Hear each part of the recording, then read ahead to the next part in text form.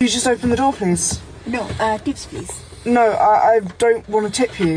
You just open Why? the door. No, this is a rule here in this country. You have to give me the tips. প্রতিবেশী রাষ্ট্র হোক কিংবা ভিনদেশের মাটি, অহেতুক দাদাগিরি দেখানো যেন ভারতীয়দের চিরন্তন স্বভাব। তারই আরেকটি নজির মিলল যুক্তরাজ্যে। উবারের যাত্রা শেষে বকশিস না পেয়ে নিজ দেশে ভারতীয় এক নারী উবার চালকের হেনস্থার শিকার হয়েছেন এক ব্রিটিশ নারী। যাত্রা শেষে বকশিস না দেয়ায় ওই নারীকে নিজের গাড়িতে রীতিমতো জিম্মি করে রাখেন ভারতীয় নারী ড্রাইভার। চালকের দাবি, যুক্তরাজ্যের উবারে বকশিস দেয়াটা নিয়ম, যা ওই যাত্রী জানেন না।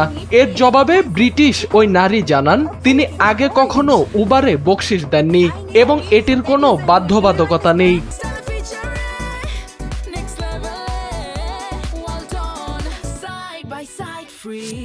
তবে চালক স্পষ্ট জানিয়ে দেন, বকশিস না দিলে তিনি গাড়ির দরজা খুলবেন না।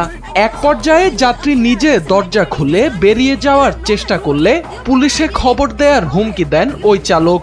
পুরো ঘটনাটির একটি ভিডিও সামাজিক যোগাযোগ মাধ্যমে ছড়িয়ে পড়ে। ভিডিওটি ভাইরাল হতেই শুরু হয় তীব্র আলোচনা সমালোচনা। নেটিজেনদের দাবি, যুক্তরাজ্যে উবারে বকশিস দেয়াটা বাধ্যতামূলক নয় এবং কোনো যাত্রীকে এভাবে আটকে রাখার অধিকার ওই চালকের নেই। অনেকেই ঘটনাটিকে জিম্মি করে রাখার সঙ্গে তুলনা করছেন, কেউ কেউ আবার একে কিডন্যাপিং এর কাছাকাছি বলেও মন্তব্য করছেন। Can't you just let me out? I've paid for this service. No, you paid the okay, you paid whatever that will go to that company.